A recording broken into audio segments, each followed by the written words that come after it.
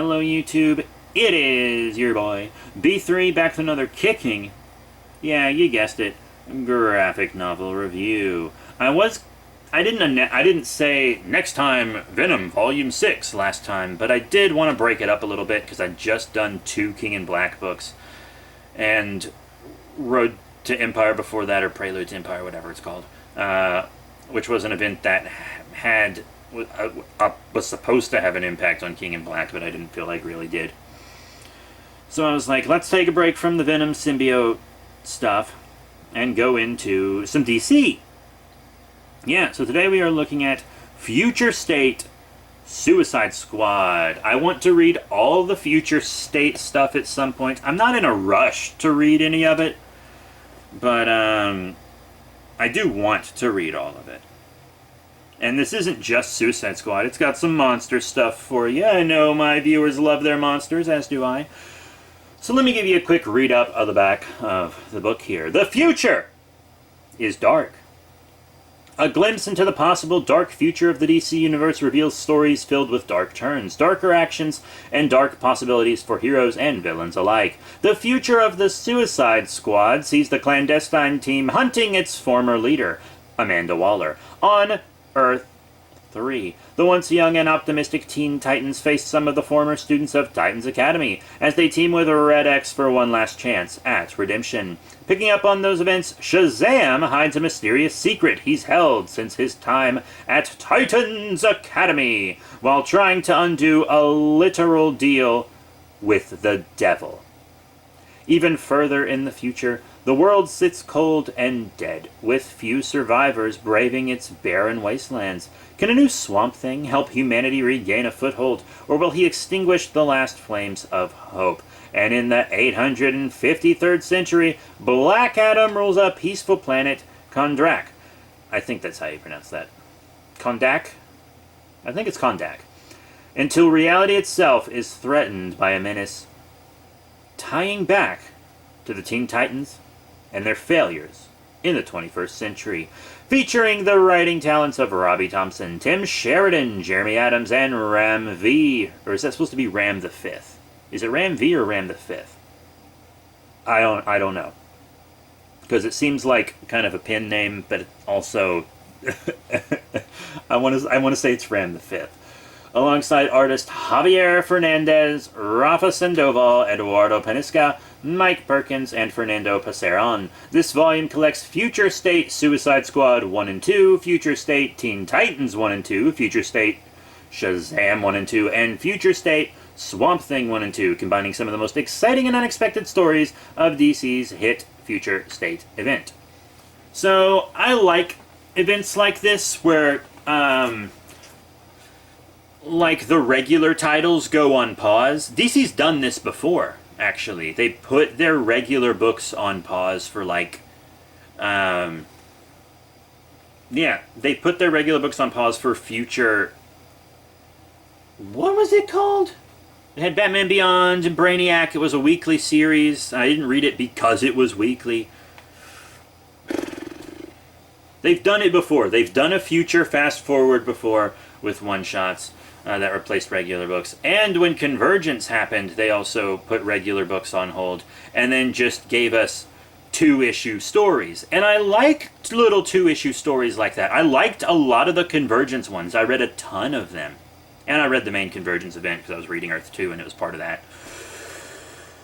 But yeah, this is like that. So you just can read 2-issue stories and you can actually save a lot of money. And it kind of gives them time to get the new stuff together because they had just rebooted with Dark Knight's Death Metal, which I have reviewed alongside one of the tie-in trades. I still need to review the other 2.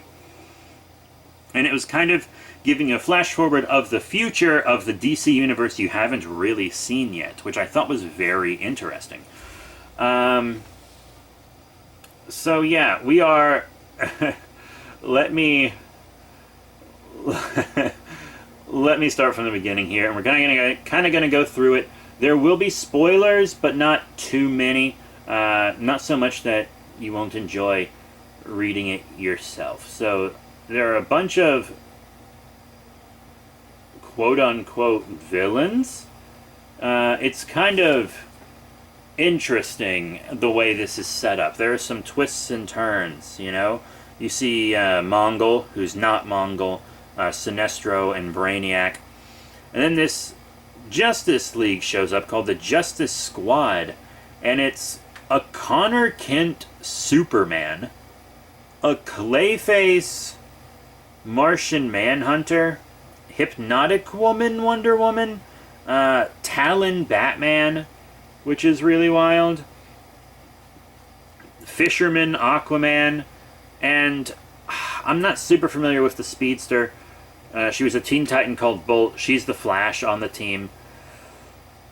Pretty wild fight. They're very brutal. You know, I know Talon Batman is very exciting, and he has a kick-ass suit. Oh my god, his suit looks great, but don't get too attached, alright? So, Amanda Waller, I guess, is just putting bombs in the necks of straight-up superheroes now. By the way, this Clayface is one that we haven't met before. It's a different... because there are multiple Clayfaces, and this one's down the line. But, yeah, so... there's a Waller who's controlling them, but the Suicide Squad one's a little confusing. And I hear the current Suicide Squad run is pretty good. They kill my boy Black Manta, which makes me sad. But, you see, it turns out the Justice Squad isn't the Suicide Squad, but it is Amanda Waller. And then the real Suicide Squad from Prime Earth, Earth Zero, whatever they're calling it now. Ugh, Christ. They're always changing the name of the main continuity. I can't keep up with it. I think it's Earth Zero. Maybe. But then the real Suicide Squad shows up, which is like Starman, or Starface, whatever that guy's name is. I don't know. Who cares? That Zod, like General Zod's son, grown up. Mirror Master, a parademon, who actually seems to be friends with Peacemaker. You know, Peacemaker from the movie. I haven't seen the newest Suicide Squad movie. And Cheetah! You know, it's nice to see Cheetah pretty much whenever. So yeah, Peacemaker, I guess, is just going to be a Suicide Squad staple from now on because of that movie. But they have to go get their Amanda Waller out of Earth 3. That's right. The Crime Syndicate Earth. And, you know, you got to read the Crime Syndicate series, which I do plan on doing because I adore the Crime Syndicate. I'll read anything with the Crime Syndicate in it. Absolutely. Just anything. And this book gets pretty dark, but by the end of it, you kind of see that Amanda Waller was manipulating both sides the whole time in order to create a brand new hero, which was very interesting. And then I haven't been keeping up with Titans or Teen Titans. I only read Volume 1 of 2016 Teen Titans. I have Volume 2, but I haven't gotten to it yet. I think I got through 4 or 5 volumes of just Titans. And I actually love the Titans, but I just haven't been reading it. Certainly didn't read Titans Academy or anything. But yeah, Dick Grayson's gone a bit more Batman recently. You know, Emiko, Green Arrow's daughter, seems to be Red Arrow now, which is pretty cool. We like see some fun flashbacks. There was a Dial H in this, an H Dial, and I was like, holy shit! I did not expect an H Dial for sure. I thought DC'd kind of forgotten they exist. I definitely want to read more Dial H stuff, but it's like an altered H Dial. Very interesting, and there's some unique Titans from Titans Academy. A very Tiamat-looking dragon that Raven and Crush, Lobo's daughter, who is awesome, by the way, are fighting. Poor Raven. Beast Boy and Cyborg are like one being now. It's a wild book. It's a really wild book, and there's a lot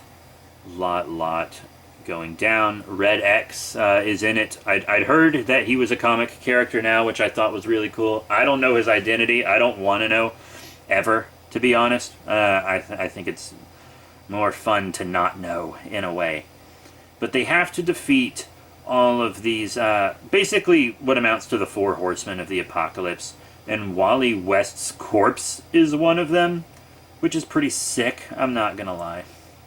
And bunch of the Titans die. A bunch of them. But this is the big spoilers. Raven is able to use her abilities to trap, her abilities and the H-Dial, to trap these beings within her, because the H-Dial did something really incredible that really aided in the fight.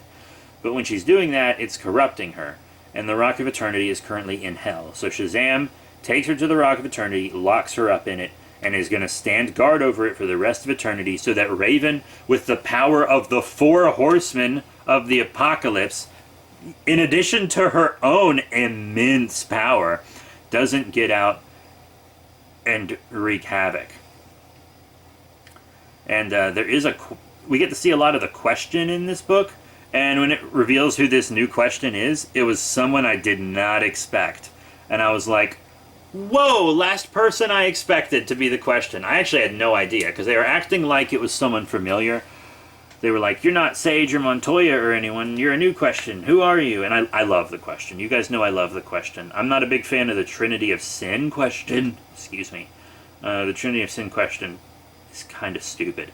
But, like, actual detective person with, like, the adhesive thing over the face Question, I adore him. I adore him. I think he works in so many different ways. And also Vixen's in it, and just a lot of other characters I love. So, a bunch of heroes and villains are being killed. And it's hidden from the reader, but not very well. It's pretty obvious that Shazam is the one killing them. It's quite obvious. And eventually they figure that out, and it's because, it's because I think it's Neuron, the, like, Lord of Hell. We saw some of him in some JLA Grant Morrison stuff that I reviewed a while back. Kind of makes a deal with Billy and Shazam, and he separates them so that Billy, in his innocence, can watch over Raven, and then Captain Marvel can go back to the mortal world and continue to fight for justice. Not a very good decision. Neuron really screws him up, because he was like, oh, the price is that Billy gets to stay because Billy's dormant if you're the one taking over the body. So, you know, then his innocence isn't being tortured. So if it's just Billy, then he'll be tortured. And we like to torture the innocent here, and that's the payment. But the job still gets done. But there was a trick, because there always is. So trusting Billy. So without Billy to ground Captain Marvel, without Billy's goodness in him, he kind of just goes buck wild. He goes crazy. And then Neuron did a little something extra to him, to really make sure that he killed people. Even the Spectre. I love it when the Spectre shows up. I love the Spectre. Even the Spectre couldn't stop him, you know? Like, the fight between him and the Spectre was way shorter than it was back in Infinite Crisis, and I will review that. I will review that Infinite Crisis tie-in at some point. But I'm not going to tell you who the Question was, but it did help them beat Shazam. But in beating Shazam, they free Raven. So, when... I almost said Captain Marvel. When Shazam turns back into Billy, that power goes back to the Rock of Eternity. And who's locked up in the Rock of Eternity? The evil Raven with the power of the 4 horsemen within her. So now, not only does Raven have all her normal powers, you know, from Azarath and Trigon and shit, but she also has the 4 horsemen's power and the power of Shazam. Holy shit. That is one powerful fucking entity. Oh my god. Really insane. And then we see the Swamp Thing, post-apocalyptic Earth. He's made a bunch of plant people, and each one of them is kind of based on a part of himself, and it's actually like an in-depth way of like thing about how their bodies are mapped and work, and it's very interesting. Swamp Thing might be my favorite DC character right now. I know it changes sometimes. It's usually either Green Lantern or the Flash, kind of goes back and forth depending on who the main Flash and Green Lantern are. But I think it might be Swamp Thing right now, because this Swamp Thing book was incredible. The art was staggering. I just love the way people draw Swamp Thing. Just an absolutely fantastic book. So he and his family that he's made, in a way, they're searching for humans. They find them, and then it doesn't go well for pretty much anyone. Someone's trying to block out the sun. Swamp Thing has to do some drastic stuff. Like, the book is really dark, but also really hopeful. And it was just a great balance of emotion. I was feeling different emotions all throughout the book. It was a whirlwind, but also balanced, and that's insane to pull off. The Swamp Thing story was really incredible. If you're just going to read one of the 2-issue stories in this book, I highly recommend the Swamp Thing. And then we have Black Adam, who's actually one of my favorite DC characters as well. I think I'd call him more an anti-villain than an anti-hero. A lot of people call him an anti-hero these days. I feel he's more on the anti-villain side. So yeah, there's like Justice League Mogo, which is awesome. And it's the Justice League 1 million, you know? And you know Superman Prime, the golden Superman that's got a Green Lantern ring and is like a hyper space god who lives in the sun, who can like defeat anything just by willing it. Yeah, Evil Raven kicks his ass. Evil Raven kicks his ass. She throws the 7 deadly sins at him.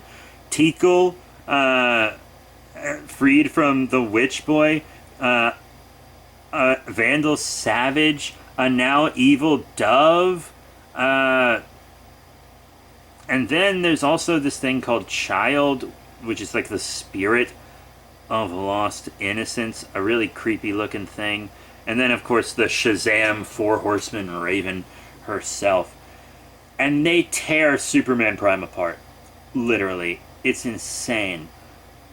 No one should be able to beat Superman Prime at all, let alone in a couple seconds. Holy shit. I used to have a few of the 1 million issues when that was kind of a big thing going on. But they...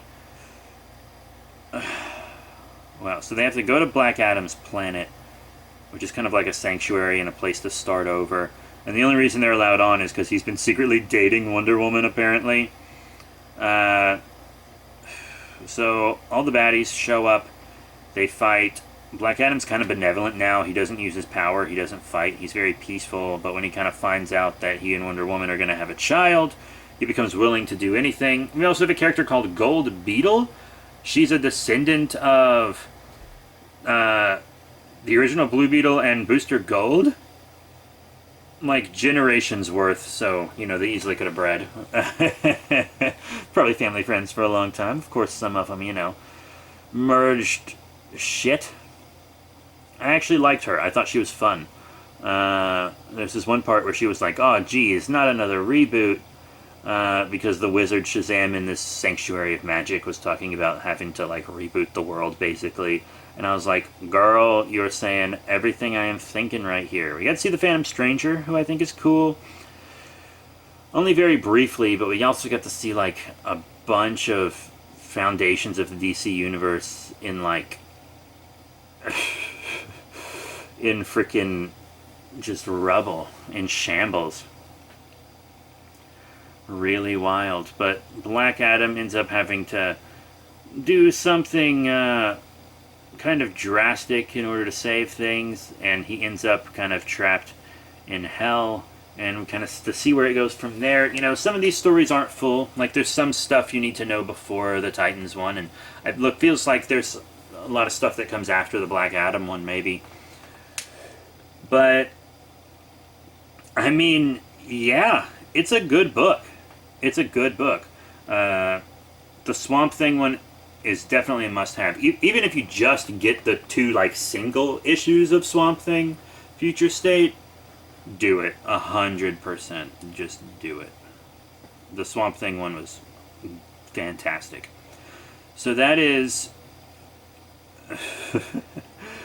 that is Future State Suicide Squad. Yeah. Thank you all very much for your support.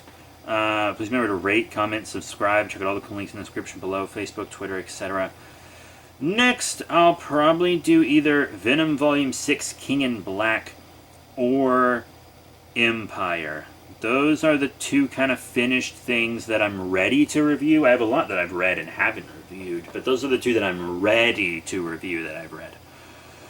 So that's it. Thank you all once again. See you all next time.